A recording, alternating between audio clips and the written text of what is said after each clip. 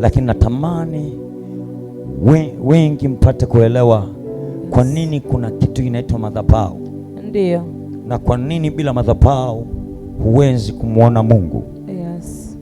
Na kwa nini, na huko mbele tutakwenda tutajifunza kwa upana kwa nini kulikuwa kuna madhabahu za aina mbili. Kuna mahali walipokuwa wakitumika, kuna makuhani wanaitwa Walawi, lakini kuna sehemu iliitwa patakatifu pa patakatifu, ambapo si kila mtu alikuwa anaingia. Kwa sababu hiyo madhabahu ukipanda ovyo unaweza ukafa. Hakuui shetani, ni Mungu mwenyewe anakuua. Yes. Kwa nini unaweza kaingia na Mungu akakuua? Yes. Watu wengi wako kwenye habari ya kanisa. Ndiyo. Habari ya kumwabudu Mungu. Ndiyo. Lakini wengi wanaenda kwa mazoea. Yes. Ila hawajui maana ya ibada. Ndiyo. Namna gani ya kumfanyia Mungu ibada. Yes. Na ndio maana nilisema siku zote nitaimba mpaka siku ya kwenda kaburini kwamba hakuna mambo magumu duniani kama mambo matano, ambapo mambo matano awe nani yanamhusu. Asipokuwa nayo mambo matano bado huwezi kumwabudu Mungu. Yes. Na niliwaambia jambo la kwanza ambalo ni jambo mama ni nguvu ya unyenyekevu. Mtu yeyote asiyekuwa na nguvu ya unyenyekevu hata amuone Mungu kwenye maisha ya kwake. Kwa maana chochote, pamoja na Yesu alikuwa ni mwana wa Mungu na alikuwa Mungu na ametoka kwa Mungu, ili aweze kuqualify viwango vya aina yoyote katika utumishi, ilibidi abebe namba moja, abebe nguvu ya unyenyekevu. Yes. Na ndipo anasema akanyenyekea hata mauti ya msalaba. Sikia, hakuingia kusema okay, mimi ni mwana wa fulani, mimi ni mwana wa fulani ndipo mnahitaji kuonekana, au mimi naabudu sana, najua kuimba sana, mimi najua kuomba sana. No. Alibeba nguvu ya unyenyekevu. Yes. Nataka nimsaidie mtu mmoja ndani ya wiki hii. Amen. Watu wengi unakuta wanaenda kwenye madhabahu fulani, anasema naomba nijiunge na mimi niwe mtoto wa hii madhabahu. Na anafikiri kujiunga ni kule. Kuna wengine ukienda sehemu nyingine wanakuambia kuna namna, na hata hapa tunaweza kuwa na utaratibu huo wa kujiunga na fomu, lakini kujiunga na fomu haikutambui kwamba wewe ni mtoto wa madhabahu. Aliyekutambua ni baba yako. Yes. Amekutambua mchungaji kwamba huyu ni muumini wa hapa, lakini baba. Tofautisha baba unayemwita baba madhabahuni na unayemwita mchungaji, ni watu wawili tofauti. Yes. Unaniacha zungumza? Amen. Kwa sababu umezoea sasa, mchungaji ananijua mimi pale ni muumini wa pale, nilijiozesha. Najulikana kwenye fomu. Aliyekujua kwenye fomu ni mchungaji. Lakini yes, baba yako ana kanuni ya kukujua. Madhabahu ina kanuni ya kukujua. Ndiyo. Unanielewa kuzungumza? Amen. Sasa mimi leo sio mnenaji sana. Nataka nimruhusu Pastor apate kusema na wewe. Amen. Hallelujah. Amen. Hallelujah. Amen. Lakini nataka niweke neno la utangulizi ambalo nahitaji nikusaidie picha ya kumfunua baba, picha ya kufunua madhabahu. Nitarudia neno lile la Hebrews. Yes. Chapter 7. Yes. Verse number 1. Waebrania sura 7 na mstari wa kwanza. Kwa maana Melkizedeki huyo mfalme wa Salemu, kuhani wa Mungu aliye hai. Naomba nisikilize sana. Maneno haya wanafundisha kwenye makanisa mengi sana. Lakini leo hata nikiita watu hapa, hata niite mapastors, baadhi ya mapastors wanaanza usiniambie Melkizedeki ni nani. Wengi wanajua kuna Melkizedeki mfalme wa Salemu. Wamekuwa wakisoma namna hiyo. Yes. Wanasoma tu namna hiyo, lakini hawawezi kujua nani au nini maana ya Melkizedeki. Na huyu Melkizedeki ni nani? Hallelujah. Amen. Huyu Melkizedeki ni nani? Na ukaendelea tu kumuita Melkizedeki, lakini sijue maana ya Melkizedeki. Ndio maana hata watumishi wengi anakuambia baba, mimi baba muumini wako, mimi baba nasali hapo, mimi baba nini. Hatusaidiani kwa baba. Narudia msemo huu nikiwa hapa kwenye madhabahu. Niwahi kuzungumza nikiwa natenda kazi. Mke wangu tunaweza tukalala kitanda kimoja, na pamoja na miaka yote ninayekaa kitanda kimoja kama mke, lakini hata kaa aweze kubeba upako nilionao kama hajatembea kwenye kanuni. Kwa sababu upako nilionao haubebwi kwa sababu ni mke, unabebwa kwa kanuni. Unanielezea? Maanake hata mke wangu inabidi ajazaliwe, aingie kuzaliwa upya kama mtoto wa kwangu. Hapo sahihi hatujuani kama mke na mume. Maanake inabidi nimzae kuwa mtoto wangu aweze kuqualify viwango vya kuingia kwenye utoto wa madhabahu. Viwango, na ndio maana kuna sometime mimi sio mumewe, mimi ni baba yake. Yes. Unanielewa? Na ndio maana napokuja kwa bali ya Mungu, ndio inabidi ajipange kuja kwa adabu. Yes. Kama ambavyo wanaweza kuajibika wengine kwenye kujisacrifice kwa sadaka ya aina yote, hata vivyo hivyo mke wangu au watoto wangu lazima wawajibike kwa staili hiyo. Yes. Unanielewa? Amen. Amen. Maana kumbe hata mimi wanangu wanaweza wajibika kwenye madhabahu kwangu. Ndio. Na mimi madhabahu inayoweza simama kwa ajili yangu. Ninapokwenda kwenye ile madhabahu lazima nijue namna kujisacrifice. Yes. Ninapoenda kwa baba yangu wa kiroho, hatutaenda kwa sababu ya urafiki. Hatutaenda kwa sababu tunapatana. No. Yes. Lazima kuna aina ya mkao. Yes. Aina ya mkao niwe nao ambao utanifanya niwe mtoto wa ile madhabahu. Yes. Sasa anazungumza, angalia maneno yanayozungumza. Asema Melkizedeki. Ndio. Waraka kwa Ibrania sura 7 na mstari wa Ibrania 7:10 na azia mlango wa kwanza mpaka naenda 10 pale. Kwa maana Melkizedeki huyo, mfalme wa Salemu, kuhani wa Mungu aliye juu, aliyekutana na Ibrahimu alipokuwa akirudi. Kumbuka Ibrahimu ni kuhani mkuu. Ndio. Alafu huyu Melkizedeki anaitwa kuhani mkuu. Ndio. Kwa nini mkuu kwa mkuu walikutana? Twende.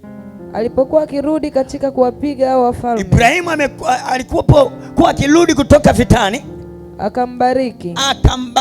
Melkizedeki akambariki Ibrahimu, ambaye Ibrahimu alimgawia sehemu ya 10 na Ibrahimu akatoa sadaka ya fungu la 10 kwa Melkizedeki. Tafsiri ya jina lake, tafsiri ya Melkizedeki, kwanza ni mfalme wa haki. Yeye kwanza ni mfalme wa haki. Tena mfalme wa Salemu, ni mfalme wa Salemu. Maana yake mfalme wa amani. Hana baba, hana mama, hana wazazi, hana mwanzo wa siku zake, wala mwisho wa uhai wake. Melkizedeki ni nani? Bali amefananishwa na mwana wa Mungu. Oh my God. Huyo adumu kwa Ibrahimu alipokutana na Melkizedeki, ambaye Melkizedeki hana baba, hana mama, hana wazazi, hana mwanzo wa siku, wala mwisho wa siku. Alipokutana alimpa fungu la 10. Melkizedeki ni nani?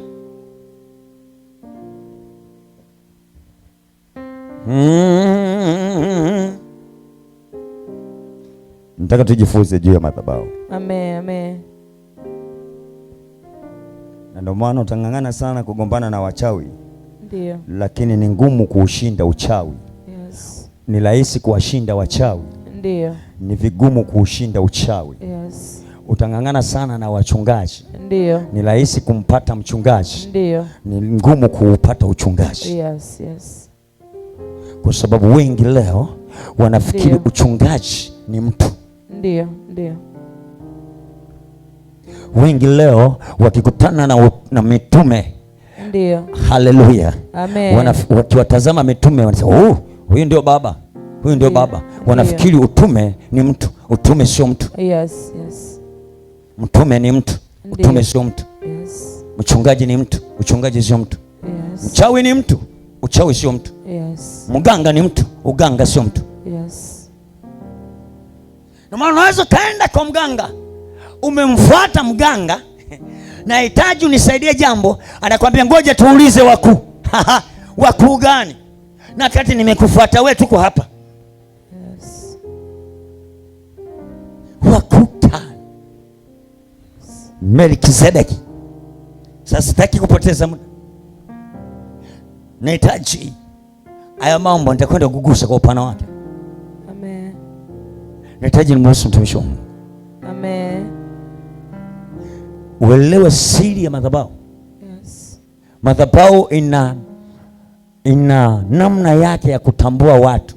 Yes. Wengi mmekuwa ni watu wa kupapalika na makanisa. Ndio. Litambue hekalu la Mungu, anayelizungumza hekalu ni lipi? Yes. Ili ujue madhabahu. Ndio maana unaweza kuzunguka kila aina makanisa. Ndiyo. Lakini usione network ya kimungu. Yes. Ikiwa uweza kusaidia maisha yako. Ndio. Kwa sababu ulikuwa unashughulika na wachungaji. Yes. Na sura za wachungaji. Nienda kanisani wanaimba vizuri, napenda kwaya. Napenda kwaya. Sikiliza. Ndiyo. Hata wakati wa Yesu kwaya zilikuwepo. Wakaimba mapambio, wakaitembea na Yesu mbali mrefu wa kilomita karibu 12. Wanatoka walikotoka, wanaelekea Yerusalemu, wanasema Hosana mbarikiwa, Hosana mbarikiwa, yeye ajaye kwa jina la Bwana. Wametandika na kanga njiani, wametandika matawi njiani. Walipofika hekaluni, Yesu ameinuka kujifunua kama madhabahu. Wakauliza, huyu ni nani? Yes. Yes. Mlimbaji wimbo wa Bwana, ikiwa hamjui mnayemwimbia. Yes. Mlimwimbiaje Mungu ikiwa hamjui mnayemwimbia? Yes. Yes. Yesu anaonekana mitume, wanatembea na mitume, wanakula na kunywa pamoja. Ndio. Siku amelala katika Shitimu. Ndio. Merikebu inatembea, yeye yuko katika buti amelala.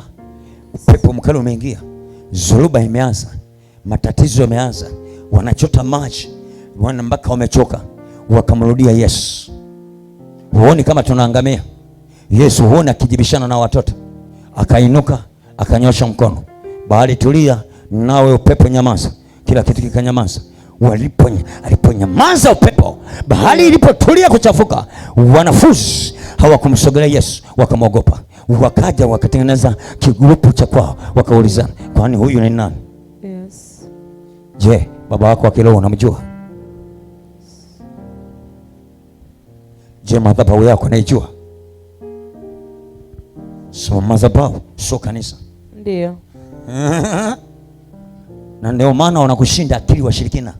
Wametenga madhabahu nyingine ziko kwenye mahame, mapoli, walishahama hata baba zako. Makaburi yalishaotewa na nyasi, lakini ndiko iliko madhabahu, ilikotekeshwa antena za madhabahu za miungu ya ukoo wenu, zile madhabahu za mizimu yenu. Na bado pamoja naona ni poli kimwili, zile madhabahu ziko active.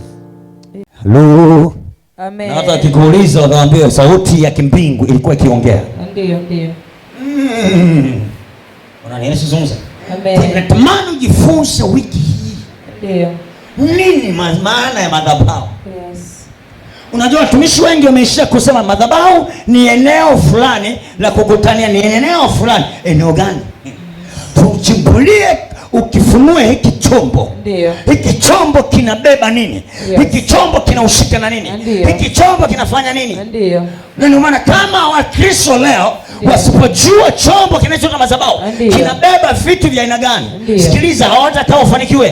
Ndio maana maskini, narudia msemo huu nichukie, walokole wengi maskini. Ndio.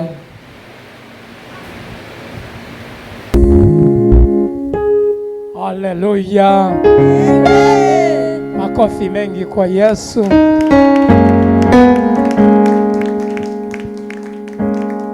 Napenda nichukue nafasi hii nimrudishie utukufu Mungu kwa ajili ya neema hii. Naomba unyoshe mkono mmoja wa kuume, ishara ya kusalenda kwa Mungu wakati huu. Baba, sina budi kupungua, ninanyenyekea chini ya mkono wako hodari, chini ya mkono wako wenye neema. Ninapungua kwa kuwa Mungu wa mbingu na nchi, kwenye madhabahu hii umeamuru baraka, umeamuru neema. Madhabahu hii pamoja na kuhani wako umemfanya kuwa sehemu ya ndugu wengi waweze kupatana kwa jina lako Yesu, wawe sehemu ya kurithi neema, baraka na uzima. Nami kwa jina lako Yesu, siku hii ya Jumatano tunapoanza hii semina ya kuijua siri ya madhabahu, ninaomba Baba kwa neema yako Mungu Baba na kwa upendo wako Mungu Baba, nipe neema ya mahali hapa kwa jina la Yesu, niweze kuwa sehemu ya kuitambulisha familia hii ile siri ya madhabahu yako katika jina la Yesu. Ninajua madhabahu hii inamiliki, inatawala, inatiisha, na Yesu Kristo kwa damu yako ya msalaba iliyomwagika msalabani, ninapatanisha kila kitu, nakipatanisha kwa damu yako Yesu. Ninakifanya kiwe sehemu ya utukufu wako katika kila tendo, katika kila jambo litakalotendeka. Mungu Baba, ninaomba Roho wako Mtakatifu unitumie sawasawa na kusudi lako Mungu, unitumie sawasawa na mapenzi yako Mungu kwenye lango la baraka hii. Mahali hapa ni lango la upatanisho, la ushindi, la ukombozi, la amani. Nampatanisha kila mmoja. Sasa mbingu umenisikia na nchi umenisikia.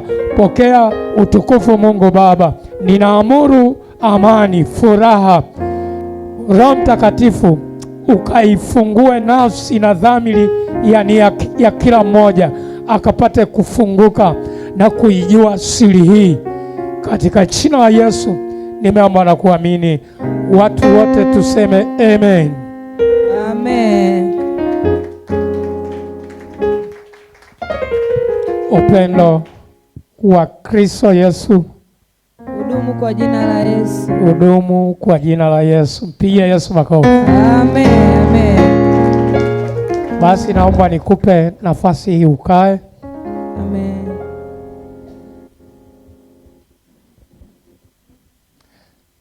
Ninawapenda. Amen. Ninawathamini. Amen. Ninawaheshimu. Amen. Ninyi ni watu wa thamani sana. Amen. Ninasikia shauku. Hebu msomaji wangu nisomee andiko, kitabu cha Wakorinto wa pili na mlango wa 9 na mstari wa 14. Neema iliyoko hapa ninaionea shauku kubwa sana. Wakorintho wa pili sura ya 9 na mstari wa 14. Nao wenyewe wakiomba dua kwa ajili yenu wawaonea shauku kwa sababu ya neema ya Mungu iliyozidi sana ndani yenu.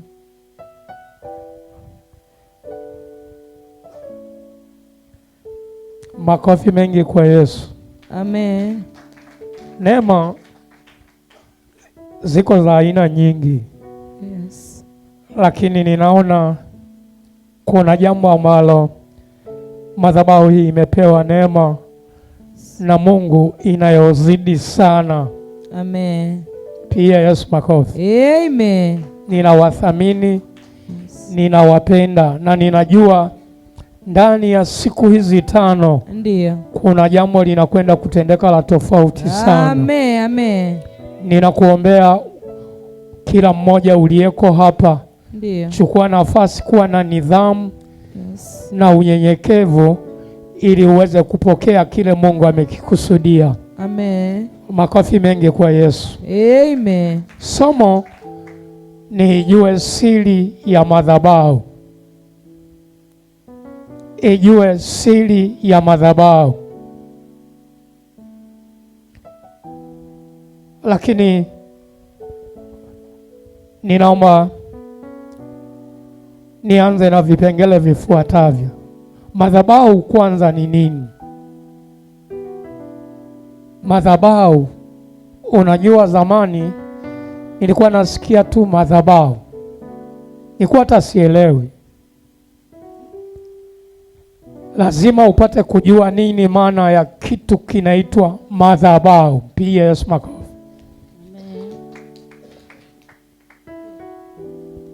Madhabahu ni mahali ambapo pana nguvu ya kumiliki na kutawala. PS makofi. Amen. Ufunuo 5 na mstari wa 7 hadi wa 10. Lakini pia utasoma Ufunuo 6 mstari wa 9. Madhabahu ni nini? Madhabahu ni kitu gani?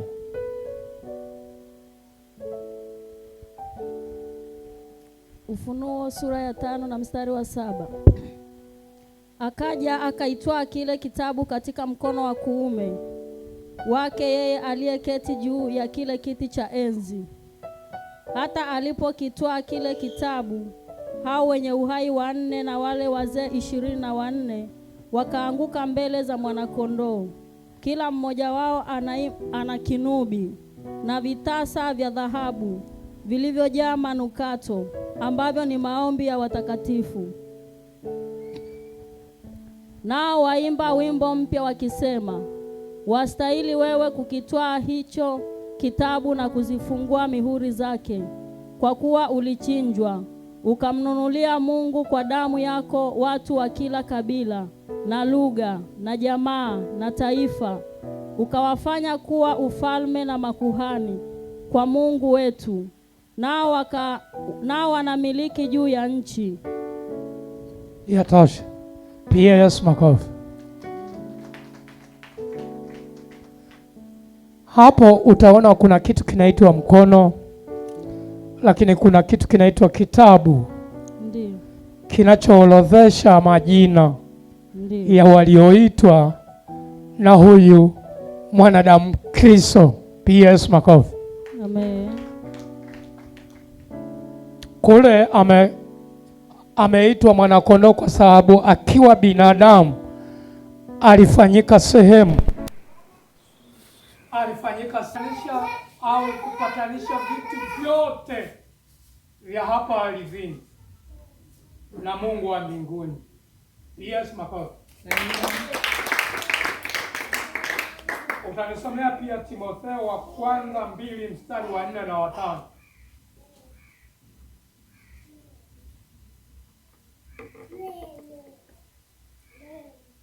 Timotheo wa kwanza 2:4 hadi 5.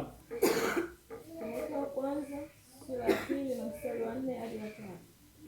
Ambaye hutaka watu wote waokolewe na kupata kujua yaliyo kweli. Yaliyo kweli. Mstari wa 5.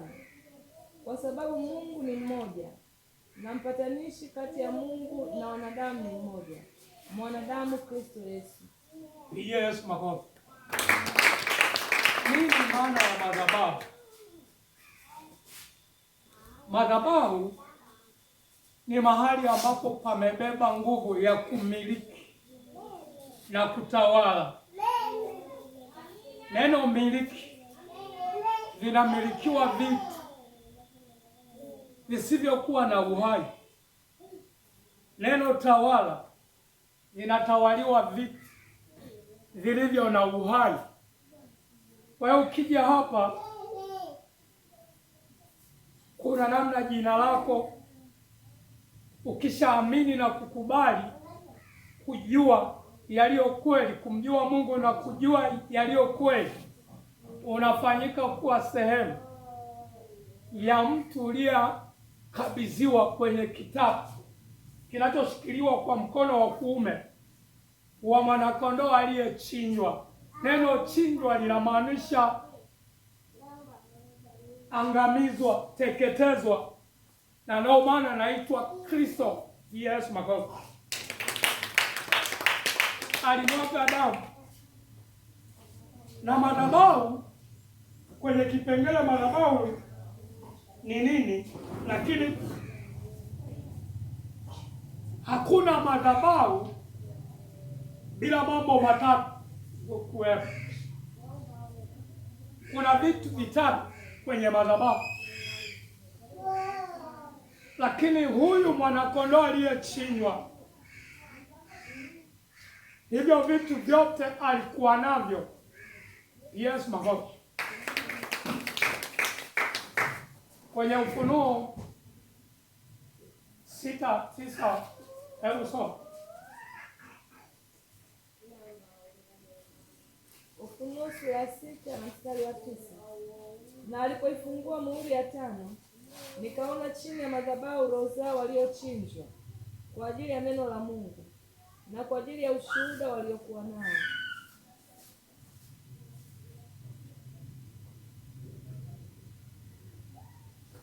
Yes, makofi. Chini ya madhabahu. Wote tuseme madhabahu.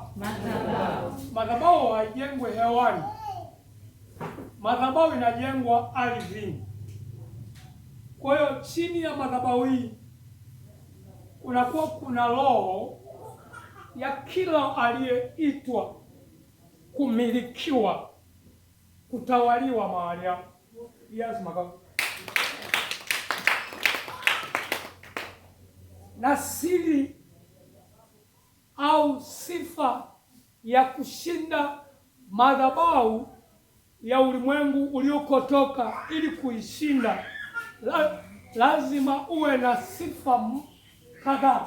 Sifa ya kwanza, lazima upaheshimu mahali patakatifu, kwa sababu yeye Mungu ni mtakatifu na anakaa mahali patakatifu.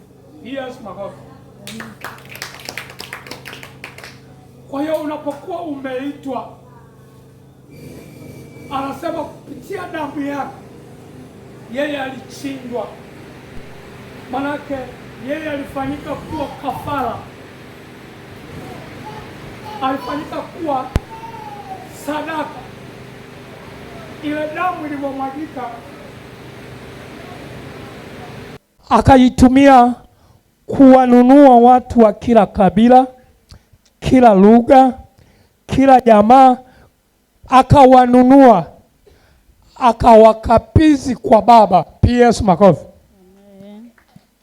Akawakabidhi kwa Baba. Ndio. Lakini kilichofanya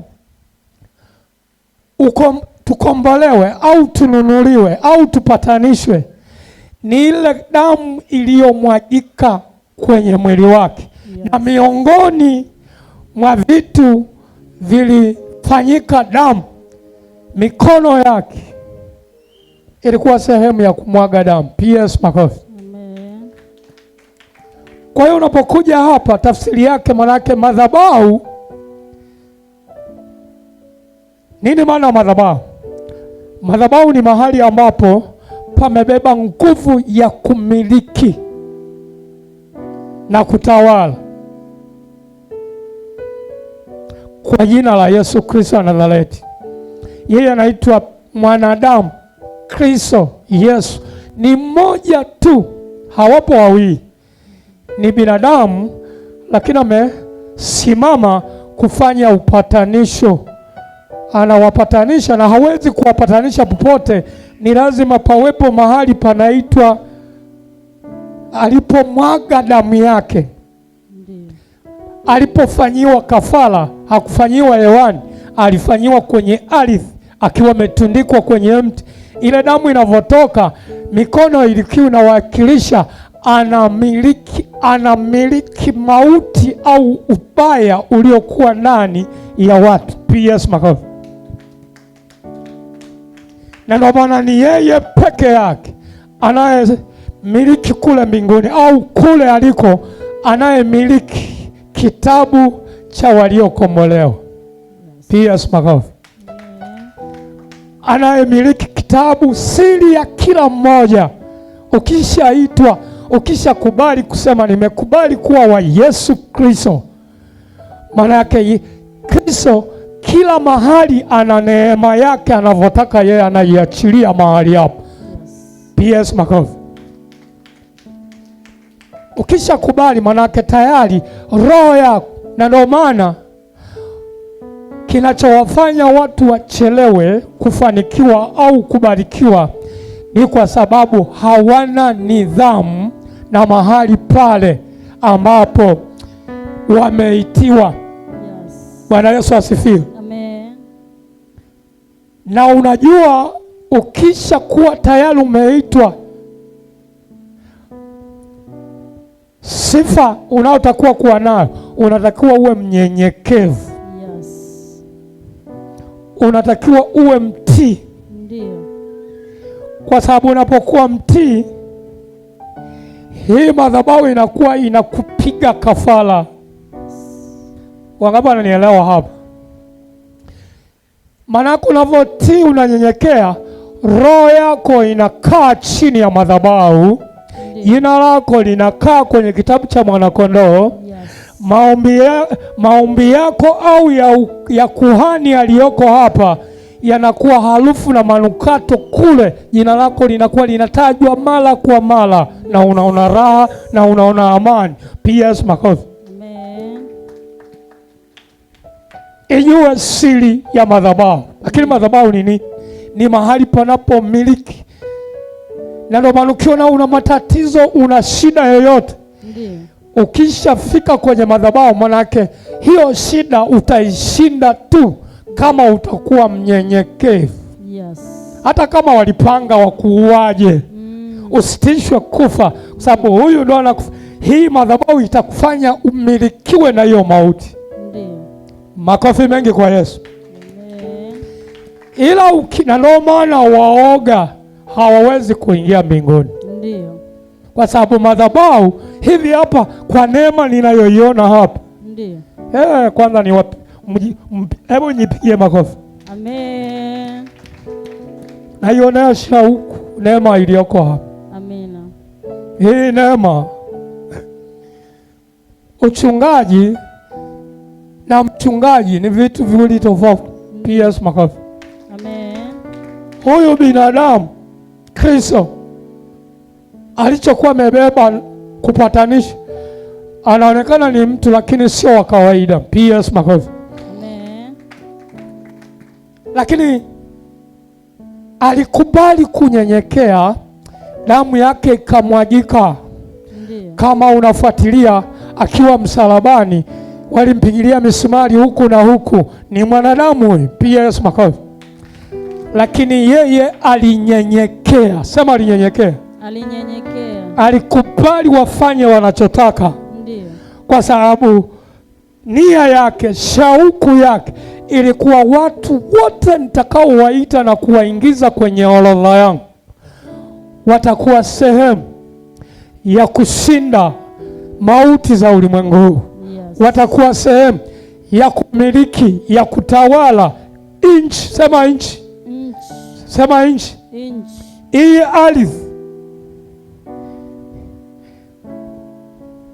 kuna namna lazima uimiliki. Ndiyo. Lakini kuna watu wanaishi sio wao wanamiliki. PS makofi. Ashukuriwe Mungu. Uko mahali sahihi. Amen. Uko mahali sahihi. Amen. Na kama mikono, ameongelea mikono, maana yake kila unachokifanya kwenye mikono yako lazima kiwe na upatanisho. Kwa hiyo madhabahu, kazi nyingine ya madhabahu ni kupatanisha. Yes.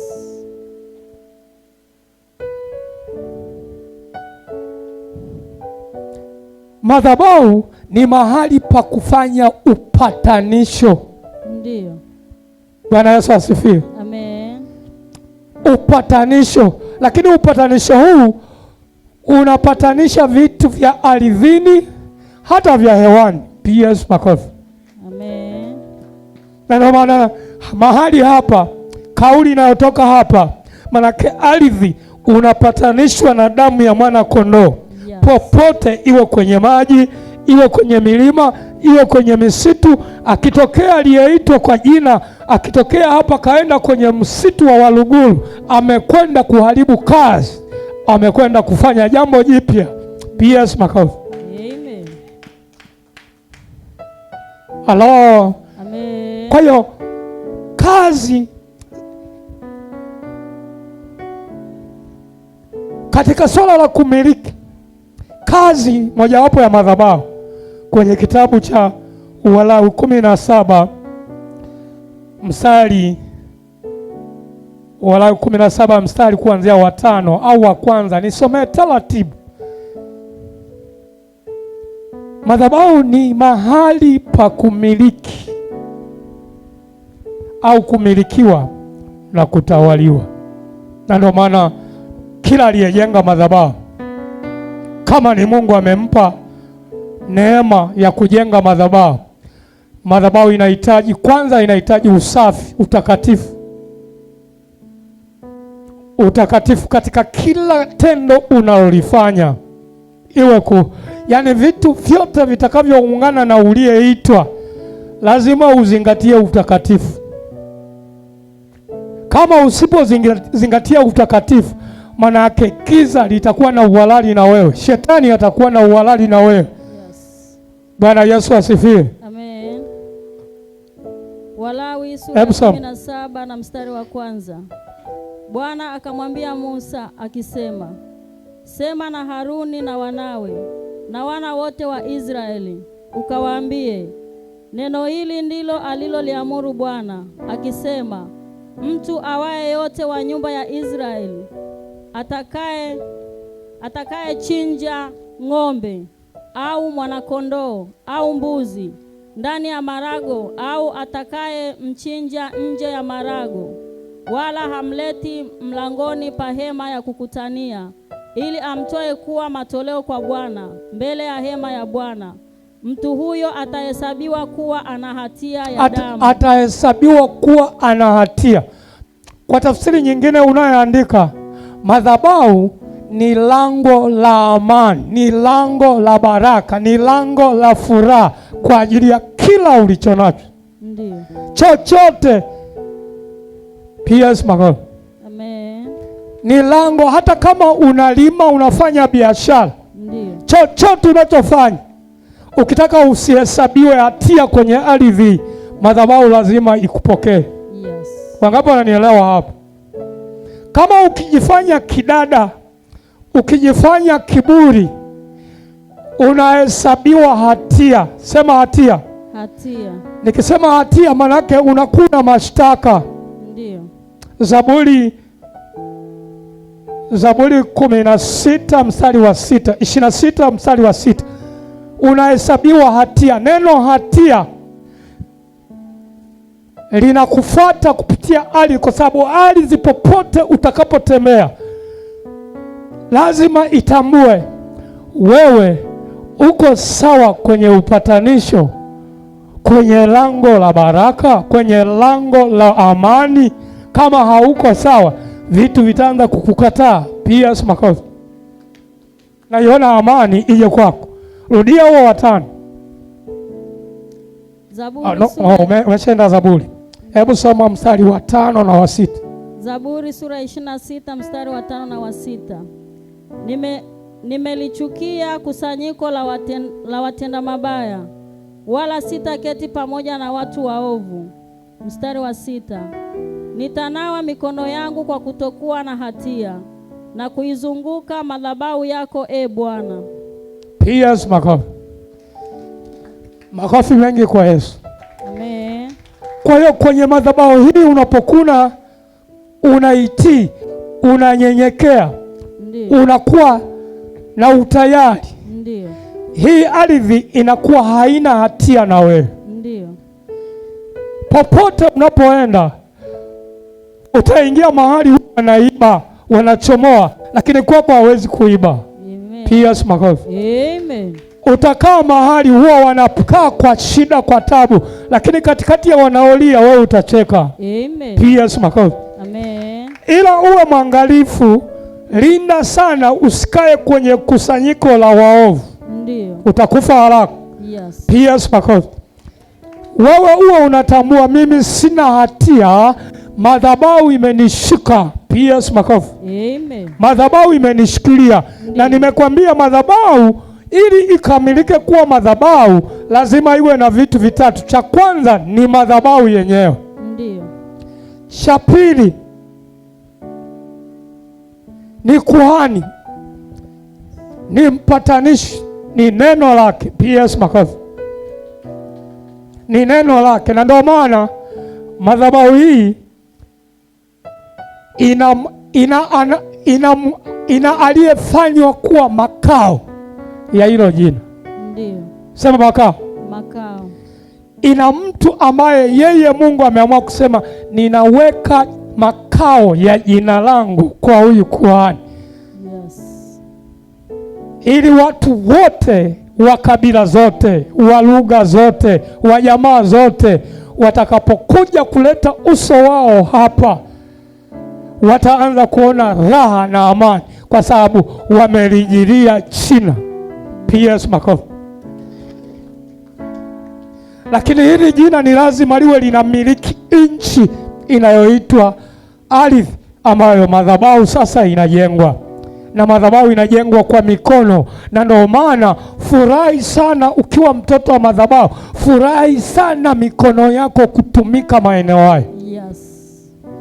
Yaani uwe unajipendekeza.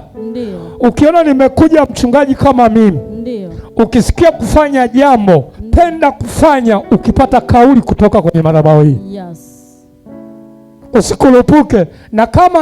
Na kama nitakuwa mnafiki, nitaruhusu ufanye, lakini kama ninaelewa mapenzi ya Mungu ni nini, anataka uokolewe, nitakwambia hicho unachotaka kufanya, tulia. Muombe babako akupe kibali cha kufanya. PS makofi. Muombe babako. Kwa nini? Babako yeye ndiye aliyefanywa kao la jina. Torati 12 mstari wa 5 na wa 6. Hapa naongelea kao, makao. Ndio. Manake eneo hili linakuwa ni makao. Alafu wewe uliyeitwa kwenye eneo hili, kokote utakako kwenda, umefanywa na wewe kuwa kuhani wa kupatanisha vitu vyote kwa uaminifu vya ardhini. Unavipatanisha popote unapokuwa, unakuwa unawakilisha Mungu, lakini pia unawakilisha huo ukuhani. Lakini kuna kuhani mwenye nafasi ya kwanza ambaye Mungu anamtazama, ni mtu mmoja.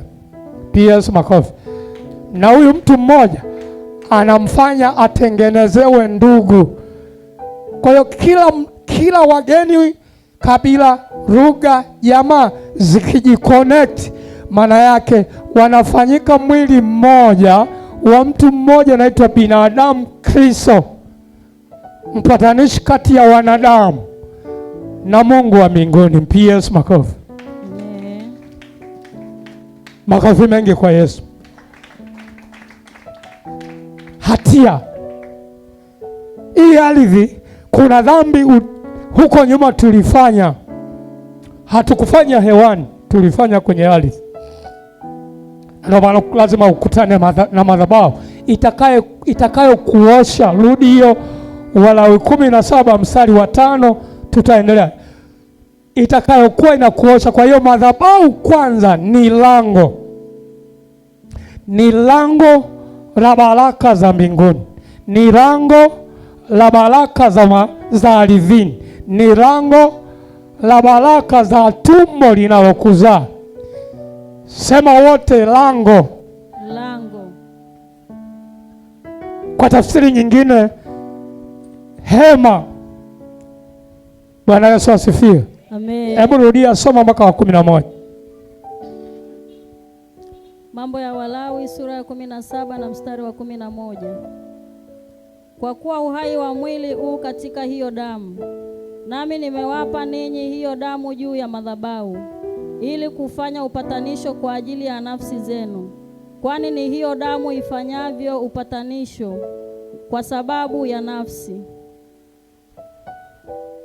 Anasoma kitabu gani? Torati, nilisema Torati 12 na Walawi 17. Mambo ya Walawi sura ya 17 na mstari wa 5 hadi wa 11. Ili kusudi wana wa Israeli walete sadaka zao wazichinjazo mashambani, naam, wazilete kwa Bwana mpaka mlango wa hema ya kukutania kwa huyo kuhani, ili wazichinje ziwe sadaka za amani kwa Bwana. Naye kuhani atainyunyiza damu yake juu ya madhabahu ya Bwana mlangoni pa hema ya kukutania, na kuyateketeza mafuta yake yawe harufu njema mbele za Bwana. wala hawatatoa tena sadaka zao kwa wale majini, wala hawatatoa tena sadaka zao kwa wale majini. Kwa wale majini. Sema majini. Majini. Majini ni vitu ambavyo utakuta kuna mtu analala anaota ndoto mbaya, ndoto za kimahusiano, lakini yuko usingizini. Manake huyu mtu aidha alitoa vitu vya mikononi mwake kwa watu wanaitwa waganga au watu wa mila. Alivyotoa hakupata kuhani wa kumtakasa, wa kumweka sawa, wa asili ya amani ya Bwana. PS makofi. Amen. Kwa hiyo mtu ambaye hajatambua kuwa, na ndio maana Mungu anapokuinulia kuhani unatakiwa kumchua kuliko wengine waishie kumfahamu. Lakini wewe umchiwe. PS makofi. Amen. Kazi ya kuhani kwenye madhabahu ni kutakasa vitu vyako. Yes. Ni kuviosha.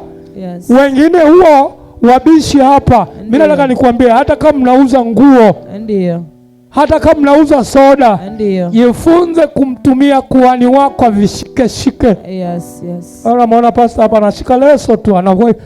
Hata upande wa giza hiyo kazi wanafanya. PS makofi. Amen, amen. Lakini ukipata mtu ambaye Bwana amempa amani, anaweza kukupuliza tu wewe na imani. Yes. Anaweza kuchukua tu hayo maji akazunguka, imani yake iko mbinguni. Yes. Akazunguka akataja kiroho, huu mji wote nimepita mwanzo mwisho, alafu akagawa, na mwingine akafanya hivyo hivyo, asione matokeo yanayotendeka hapo. Yes. PS makofi. Amen, amen. Kwa nini hawatatoa kwa yale majini? Majini yanafanya kazi kupitia malango ya watu ambao sio wanamtumikia Mungu, wanamtumikia shetani. Maana madhabahu hizi ziko za aina mbili. Kuna madhabahu ya Mungu aliye hai, kuna madhabahu ya Mungu aliyekufa. Bwana Yesu asifiwe. Amen. Uliyeko hapa unamtumikia Mungu aliye hai hapa. Yes. Anasema anaenda kwenye uganga, naenda kwenye matambiko, anamtumikia Mungu aliyekufa pale pale. Yes. PS makofi. Amen. Muulize jirani yako, unamtumikia Mungu aliye hai? Unamtumikia Mungu aliye hai. Sasa ukiwa unamtumikia Mungu aliye hai, ndio, unaposogea kwenye lango, Mungu anakukutanisha na mtu anaitwa kuhani. Yes. Huyu kuhani anakuwa amepewa elimu, amelipishwa gharama. Unaonaje? Yesu alitumia damu yake akaimwaga, akasema kupitia hii damu ninanunua kila kitu, fedha, dhahabu, magari, majumba, kila kitu. Yes. Nalipa na nalipisha, napeleka mbinguni. Amen. PS makofi. Amen, amen. Hizi maiki unavyoziona, kuna wachawi wanazitumia. Kuna watu wa shetani wanazitumia. Ndio, ndio. Lakini wewe ni mtu wa Mungu, utazitumia upande wa Mungu. PS yes. Makofi. Amen, amen. Kwa hiyo ukiona kuna hali ya ndoto za namna hiyo, maana yake anza kufocus, kukaa karibu na kuhani. Yes. Atakaye kupatanisha na amani. Na ndio maana kuhani atakavyoanza kufanya, maana yeye ni lango, ni hekalu, ni makao. Kwenye kitabu cha Torati hujasoma huo mstari wa 12, Torati 12 mstari wa 5-6. Ni neno ambalo linasomwa kila siku, lakini nataka nikuonyesha kwamba madhabahu ni makao ya jina. Kumbukumbu la Torati, ni makao makuu ya jina. Hebu soma Kumbukumbu la Torati sura ya 12 mstari wa 5 hadi wa 6. Lakini mahali atakapochagua Bwana Mungu wenu katika kabila zenu zote, apaweke jina lake, maana ni makao yake. Elekezeni nyuso zenu hapo, nawe mwende huko.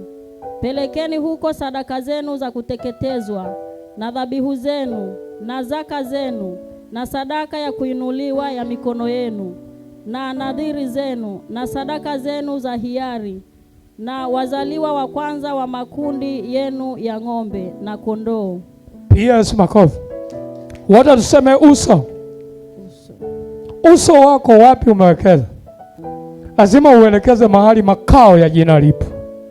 Unapoelekeza uso wako mahali makao ya jina lipo, peleka huko mikono yako, sadaka zako. Ziko sadaka zinaitwa sadaka ya zaka. Neno zaka inamaanisha sehemu ya 10. Ibrahimu alimtolea mtu anaitwa alimtolea mtu Melkisedeki. Tafsiri yake ilikuwa inamaanisha, kwa tafsiri nyingine ukiingia ndani, maana yake Salemu inamaanisha mji wa amani, mji wa haki na amani. Kiroho, kila mmoja hapo unapofanya chochote unachofanya, unaujenga ule mji wa Yerusalemu. Unaujenga ule mji wa haki. Ule mji ni mji wa amani, ni mji wa furaha. Na ndio maana kadiri unavyokuwa umeelekeza uso, hata wageni wanaokuja nyumbani kwako wakikusikiliza wataanza kuona, tangu nimekutana na huyu ninaona furaha, ninaona amani. PS makofi. Amen. Lakini atakubarikia. Sema atakubarikia. Atakubarikia. Chochote ukiwa unafanya, baraka yako iko hapa. Kazi ya kuhani, yeye anawakilisha makao makuu ya jina. Yes. PS makofi. Yeye anawakilisha mlango. Na ndio maana unaweza kuwa na watumishi wengi lakini hauna baba wengi. Ndio. PS makofi. Amen. Mimi nina baba yangu. Ndio. Huyo baba, kuna vitu ambavyo Mungu alimtumia kuachilia kwangu au kwake, na kuna kanuni. Saa ikionekana umeshafiti, kuna kitu kinaitwa achilia. Achilia. Saa ya kuachiliwa ikifika, yatatokea ya kutokea tu, tatoka hapo. PS makofi. Sasa sio somo langu. Haleluya. Amen. Haleluya. Amen. Kwa hiyo madhabahu ni mlango wa baraka. Yes. Madhabahu ni mlango wa amani. Ndio. Madhabahu ni mahali ambapo uso wako, mauti hata zingepiga kisulisuli kinatimua vumbi, uso wako tazama hapo. Yes. Pia zumako. Amen. Sadaka zako peleka hapo. Ndio. Sadaka ya zaka, sadaka ya kuteketeza. Neno teketeza inamaanisha toa moyo, jidhabihu, kujidhabihu. Na ndio maana wengi walio wajinga hawajui kujidhabihu. Ukiona kuna namna, kuna mambo hayakai sawa, jitoe muhanga. Ndio. Wakati mwingine aliyewekewa makao anaweza kukubadilikia, sio kwamba anakuchukia, ila anataka ujidhabihu. Ndio. Pia makofi. Ujidhabihu. Kwa sababu sadaka ya kuteketeza manake ni kuchinjwa. Roho yako inabaki madhabahuni kwa ajili ya neno linalotoka madhabahuni. Roho yako inakuwa chini ya madhabahu. Pia makofi. Makofi mengi kwa Yesu. Amen. Na kwa levo ulionayo mwana wa Mungu, ndio, jifunze sana kujitoa. Heri kutoa kuliko kupokea. Yes. Hasa ukiwa kwenye lango la baraka. Ndio. Bwana Yesu asifiwe. Amen. Yaani ukipata muujiza wa kupewa, naongelea kwenye lango. Ndio. Mshukuru Mungu, lakini jifunze wakati mwingine usione tabu. Vitu vya kwanza vyenye uzuri usione tabu. Jifunze kuviweka kwanza mbele. Yes. Unakuwa umepokea kwa imani, unakuwa umepokea ile ukuhani alionao. Amen. P.S. makofi. Amen. Ukuhani alionao. Manake ili ukuhani ufanye kazi ndani yako, lazima kuna vitu ulipe.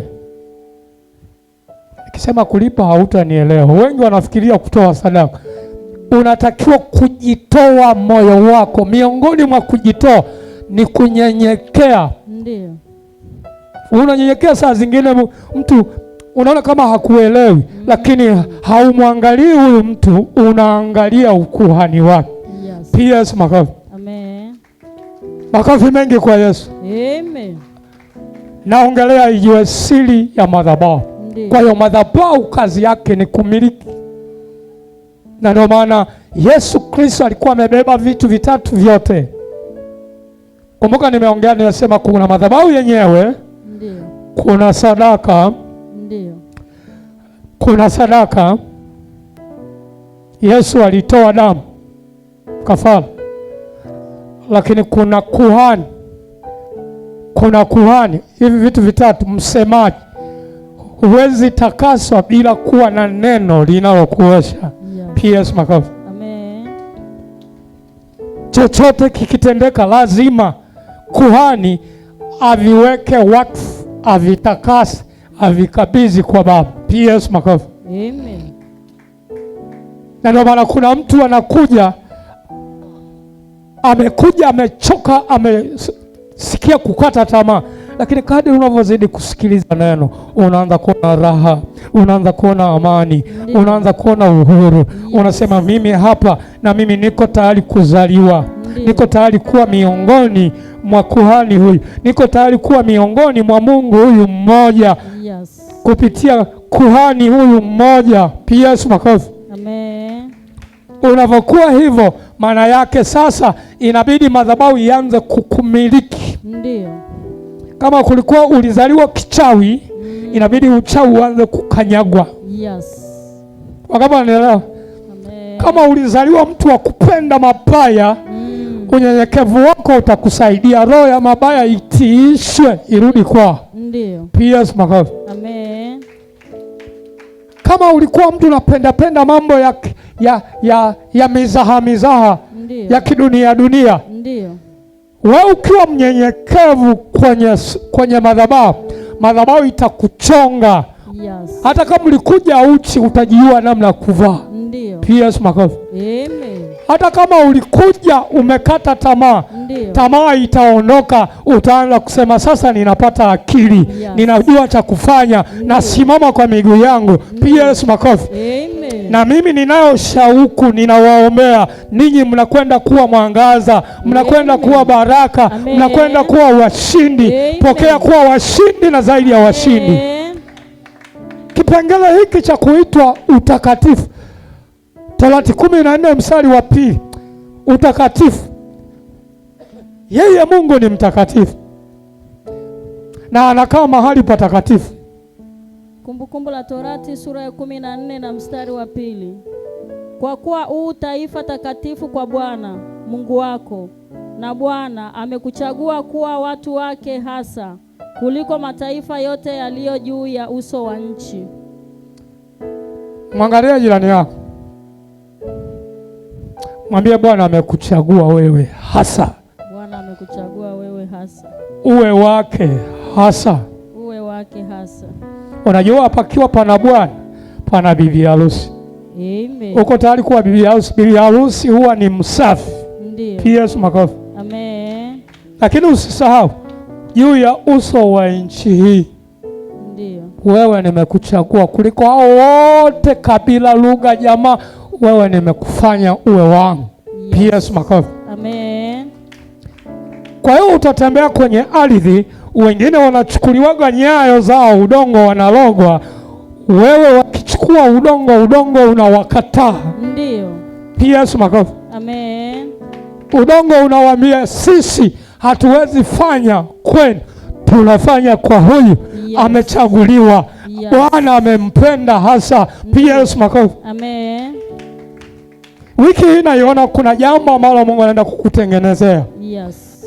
Nikutie moyo, ongeza unyenyekevu. Amen. Unaweza kuwa na watumishi wengi watakuja hapa. Ndiyo. Wengine wanaongea hata siku uliozaliwa. Usitilishwe na hao. Yes. Tilishwe na huyu aliyepewa nafasi hapa. PS makofi. Amen. Wangapi wananielewa? Amen. hao watabaki kuwa walimu, na mwalimu mzuri kazi yake ni kukufundisha. Ndio. Kazi yake ni kukutoa ujinga. Yes, makofi. Amen. Niko hapa kama mchumbe. Ndio. Niliyetumwa kukupa kukaa vizuri kwenye msingi. Ndio. Makofi mengi kwa Yesu. Amen. Kuna uaminifu unapimwa.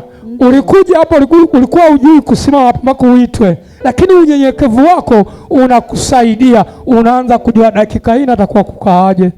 Dakika hii nimefurahi sana, na ndio maana nimekusomea hiyo Wakorintho wa pili 9:14. Ninayo shauku ya dua, yaani kila ninayemwona ninaona kuna jambo umeona kwenye ndoto ya mahali hapa. P.S. makofi. Amen.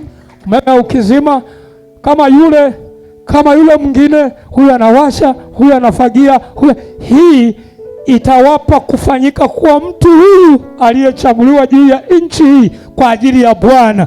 Pia Yesu makofi. Amen. Utafanyika kuwa mtafanyika kuwa mwili mmoja wa kuhani mmoja wa lango moja la amani la Bwana, ambalo hili lango haliwezi kwenda kutoa tena sadaka mahali popote, majini yatakufuata. Kuna mahali unaweza kutoa sadaka, ndio, alafu siku hiyo hiyo unaanza kuona machini yanakufuatilia. Yes. Wangapi wananielewa? Zingatia sana siri ya madhabahu. Kuna mahali, kwa mfano kwa level ya wewe au yule, akija kutoa sadaka madhabahu ninayosimamia mimi, ndio, bila kibali cha moyo wa yule, kuna vitu vinakata. Yes. Kirahisi tu. Sasa kikosa mwalimu wa kumfundisha, ndio, yule anakuwa amepotea. Yes. Pia makofi. Amen. Akikosa mwalimu atakayemfundisha, anapotea, kwa sababu Mungu anapenda watu wote waokolewe, ndio, na waijue kweli. Yes. Pia makofi. Amen. Wangapi wananielewa? Nguvu au ijue siri ya madhabahu. Madhabahu iko kwa ajili ya kupatanisha. Ndio. Pia nisome Mathayo 23 na mstari wa 17, anzia wa 17, 18, 19. Mathayo sura ya 23 mstari wa 17.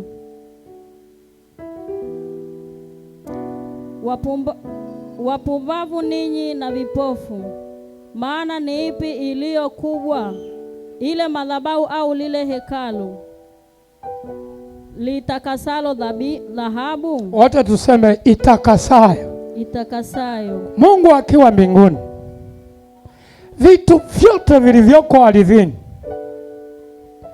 cha kwanza anaangalia mahali makao ya jina lilipo. Ndio. Na kwenye hiyo makao ya jina, kuhani lazima awe ana kitu kinaitwa madhabahu. Kwa hiyo sadaka ya mtu haina heshima kama isipokutana na mikono ya kuhani kwenye madhabahu, alafu akafanya upatanisho. P.S. makofi. Amen. Hii madhabahu unavyoiona hivi, haiwezi kukusaidia kitu, lakini kuna siri iko ndani ya huyo kuhani. Yeye Mungu amempa kuwafanya watu wote kuwa wasafi, watakatifu. Ndio. P.S. makofi. Amen. Kuwaosha kwa damu ya mwanakondoo. Ndio. Kuwanunua, kuwalipia, kulipa madeni yao kupitia damu ya mwanakondoo. Yes. Ambayo umekubali kumtumikia.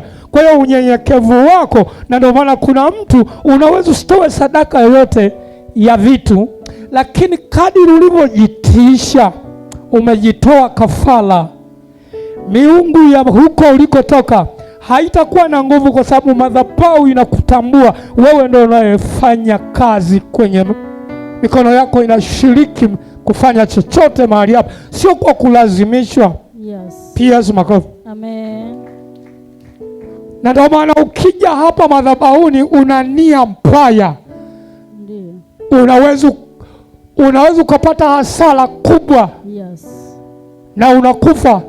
Kipindi hiki unaweza usife kimwili, ila unakufa kiroho. Wengi wamekufa kiroho kwa sababu wanasogelea madhabahu bila utaratibu. Yes. Madhabahu natakuwa uwe na nidhamu. Ndiyo. Kwanza uwe na mipaka. Ndiyo. Na usisogelee bila kupewa agizo. Yes. Pia makofi. Amen. Madhabahu ipo ni kama upanga. Ndiyo. Ukisema Ufunuo anasema upanga unakula kote kote. Madhabahu iko kama upanga, ukija kinyume unakata unatupa. Ndiyo. PS makofi. Amen. Kwani Ufunuo 6:9 si anasema alipofunua muhuri ya 5 chini ya madhabahu, nikaona roho zao waliochinjwa kwa ajili ya ushuhuda na neno. Maana yake hili neno unapolisikiliza kwenye hii madhabahu, maana yake linafanya kafara, linakatakata maisha ya mwili huu na asili yake na tabia zake zinafia huko. Yes. Na ndio maana usitishwe na kuona mwili unauma. Wewe kazana kunyenyekea. Ndiyo. Kazana kusabumiti. Yes. PS makofi. Amen. Na ndio maana kuna mtu kadri unavyozidi kukaa hapa utaanza kuona mtaani kwako kuna watu wanakukimbia. Kuna marafiki wanafika mahali wanasema hapa tunahama kabisa. Hapa kaliki. Wangapi wananielewa? Amen. Kwa level ulionayo kuna aina ya watu hawawezi kukaa karibu yako. PS makofi. Amen. Na wanasemekana ni watu wakuu sana. Ndiyo. Lakini yuko mkuu Yesu Kristo tayari amefanya makao ndani yako. Yes. Amefanya makao ndani yako. Ndiyo. Chochote utakachokifanya wewe uwe na moyo wa ushujaa tu. Yes. Na moyo wa uhodari. Tenda kama mtumishi wake alivyoamriwa kutenda. Utakuwa sehemu ya kuwaokoa na kuwapa urithi wengine. Yes. Pia makao. Amen. Kwa hiyo kinachotakasa, naongea madhabahu. Kwa hiyo madhabahu ni mahali pa kuoshwa. Ndiyo. Ni mahali pa kusafisha. Yes. Pa kuondoa uchafu. Ndiyo. Makofi mengi kwa Yesu. Amen. Ni mahali ambapo Mungu akiwa mbinguni, hata hii Bible yangu ikija hapa, maana yake lazima neno la mahali hapa litoe kibali. Ndiyo. PS makofi. Amen. Chochote kitakachokuwa kimegusa hii madhabahu katika ulimwengu wa kiroho lazima kiwe kwenye kusudi, kwenye nia. Ndiyo. Kwenye mpango. Ndiyo. Wa Baba. Anataka watu wote waijue kweli na waokolewe. Yes. Na mpatanishi kati ya wanadamu. Ndiyo. Ni mmoja tu, mwanadamu, Yesu Kristo. Neno Kristo aliyesulubiwa, aliyeuawa. Alisulubiwa akatoa damu. Damu ile ni sadaka. Yes. Damu ni sadaka, na ndio maana mikono yake ilivyokuwa inapigiliwa misumari, maana yake kuna namna, kuna change hapa, kuna vitu anavibadilisha. Na ndio maana kila mtu ana mikono. Ndiyo. Kazi ya mikono. Kama mikono yako inakuwa inashika vitu bila kujua madhabahu imekushikaje, kuna madhara unapata. Yes. Yes, makofi. Amen. Kwa sababu akiwa mbinguni yeye anaangalia madhabahu. Ndiyo. Usifanye hivi kama nilivyoona wengine wanafanya. Unakuja na sadaka yako hiyo ya kitu chochote, unaiacha hapo na ondoka zako. Hawa ni wajinga. Ndiyo. Lazima ukutane na makao. Yes. Lazima ukutane na kuhani. Ndiyo. Kuhani ameamuliwa kuvitakasa vitu na kuvipatanisha. Yes. Na usipokuwa tayari kufanya hivyo, kule mbinguni na hapa duniani unahesabiwa hatia. Ndiyo. Unakuwa sehemu ya kuchukiwa. Yes.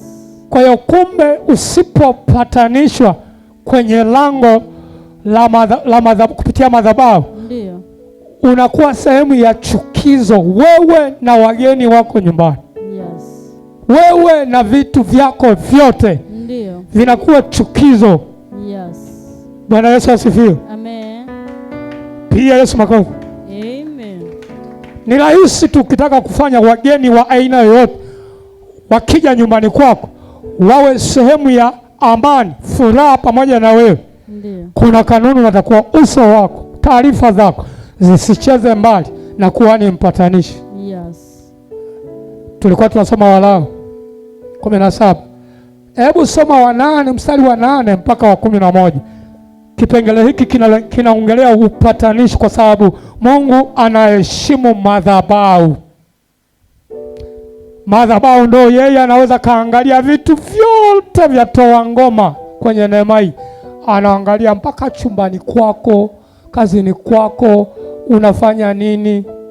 Wangapi wananielewa? Unaweza kumficha kuhani, lakini yeye kwa kuwa umeitwa kwenye hii madhabahu, uko kwenye kusanyiko la madhabahu hii, yeye hata kama utalima kinyungu, utalima shamba, huyu kuhani usimueleze, kule mbinguni watajua. PS makofi. Amen. Watajua leo umelalaje, leo ukoje. Na ukiwa unajipendekeza kumshirikisha mkufunzi wako katika lolote, unajua mkufunzi amebeba nafasi ya kuitwa wakili wa Mungu mbinguni kwa ajili ya neno. Lakini huyu mkufunzi Mungu alimleta hapa akiwa ana mwili ana kichwa pamoja na kiwiliwili. Manake ili mtokee nyinyi, manake Mungu anaanza na yeye na mke wake na watoto wake. Nyinyi mnaanza kuunganishwa. Ndio. PS makofi. Amen. Ndio maana kwako wewe unayenisikiliza, heshimu sana. Ndio. Watoto wake. Ndio. Mke wake. Ndio. Hata kama atakuchukia, hata kusema vibaya, uwe unaelewa sitaki kushindana. Ndio.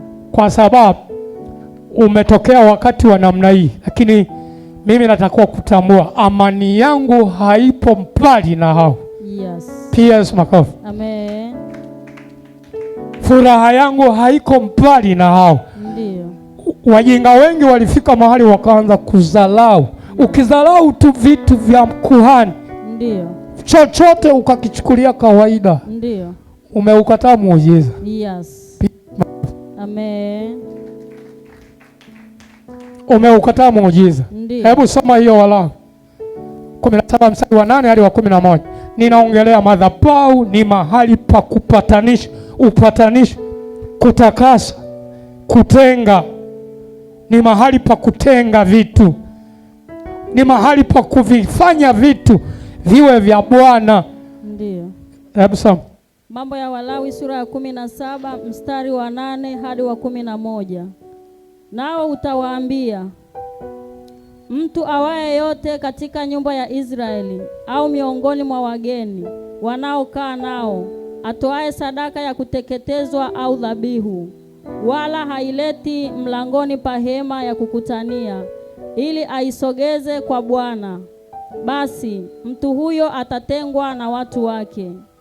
Kisha mtu awaye yote wa nyumba ya Israeli au miongoni mwa hao wageni wakaao kati yao, atakaye kula damu ya aina yoyote, nitakunja uso wangu juu ya mtu huyo alaye damu.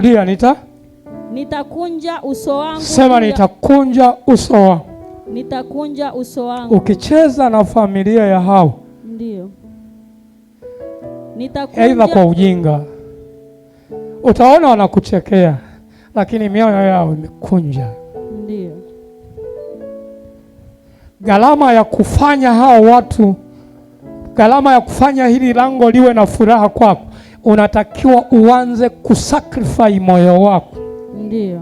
PS makofi. Amen. Usione taabu kuomba msamaha. Ndio. Usione taabu kuwajibika kwa ajili yako. Ndio. Utaipata ile amani. Anayekunja moyo sio Mungu mbinguni. Kuna vitu kiamua kusema simpi, kwa sababu yeye amepewa awe na vitakasa. Unajua kutakasa lazima atumie mikono yake kushikashika. Si kila anayekuwekea mikono anafaa kukutakasa. PS makofi. Amen. Si kila naye kugusa kwa mikono. Mungu, ukiona niko hapa ninafanya kazi ya kuweka mikono, lazima niwe na ushirika na neno la madhabahu hii. PS makofi. Amen. Nikipewa kibali nafanya kwa niaba yake, nafanya kile roho wa mahali hapa anafanya. PS makofi. Amen. Wangapi anafunguka? Anasema nitakunja uso, nitamtenga. Unapenda utengwe uwe wa mbinguni mtakatifu au uwe wa giza? Wangapi wanapenda kutengwa kwa ajili ya Mungu? Malizia mstari mmoja, nitakunja uso, nitamtenga na vitu vyake vyote. Maanake unaweza kukuta hata ukivaa nguo hiyo wanavaa wengine inapendeza, wewe unakuona kaka samala kama msaidizi wa mganga. PS makofi. Amen. Mstari wa 10. Wangapi wanaelewa? Kuna mtu hapa atakuja atakaa mkao hata haueleweki. Ndio. Lakini mbingu zimemkubali. Yes. Mbingu zimempa moyo. Ndiyo. Kuna siri moyo wa kuhani kukunja, usimkwaze, usitengeneze vikwazo kwenye vitu vyake. Ndiyo. Viheshimu. Yes. Akisema nimekupa hili shati, ameliombea, amelitakasa, ameliandika nembo ya jina hilo. Ukiwa na nidhamu kulitumia, ndiyo, umetembea na mishale ya kuwapiga maadui yako. Yes. Lakini inawezekana hujui. PS makofi. Amen. Unapokuwa unatembea na zile alama ambazo zimetoka kwenye hii madhabahu. Ndiyo. Kuna watu, siku moja nilikuwa niko kwenye msiba mahali, tukawa tumeenda timu ya kanisa, wakawa wamevaa t-shirt hizo t-shirt ziko mtaani. Ndiyo. Na wengi wanazo, lakini wale walio wa kwangu walivyovaa, watu walikuwa wanafika mahali wanaondoka, wanakaa mbali, alafu wanauliza hizi nguo zinapatikana wapi? Tunawezaje kuzipata hizi? Kinachofanya kazi sio nguo. Ndiyo. Kinachofanya kazi ni nguvu iliyoko kwenye agano la utakaso na upatanisho. Yes. PS makofi. Amen. Na mtu anafika mahali akipewa, ndiyo, ukamwambia tu uwe na imani, nimekubariki. Kesho anakuja anakuta kuna mambo yameanza kufunguka, anapona. Hili mmoja alikuja, mikono haishiki jembe, hawezi kulima, mwili wote hauko sawa. Sikukutana naye uso kwa uso, nikamtamkia tu neno, lile neno likamfungua. Ndani ya siku 7 anashika jembe, analima, ananipigia simu sana, niko shambani nalima. Magonjwa kwenye mikono, kila kitu kimeondoka. Huyu Yesu ni mzuri. Yesu makofi. Kwa hiyo siri iko kwenye madhabahu. Yes. Na hii ndio unatakiwa kuijua. Ndio huo mstari na umalizia mpaka 11. Madhabahu ni mahali ambapo lazima upaheshimu. Ni mahali patakatifu. Kisha mtu awaye yote wa nyumba ya Israeli au miongoni mwa hao wageni wakao kati yao atakaye kula damu ya aina yoyote, nitakunja uso wangu juu ya mtu huyo. Nitakunja uso wangu juu ya mtu huyo alaye damu, nami nitamkatilia mbali na watu wake, kwa kuwa uhai wa mwili huu katika hiyo damu. Nami nimewapa ninyi hiyo damu juu ya madhabahu, ili kufanya upatanisho kwa ajili ya nafsi zenu, kwani ni hiyo damu ifanyayo upatanisho kwa sababu ya nafsi. Yes, Amen. Ikiwa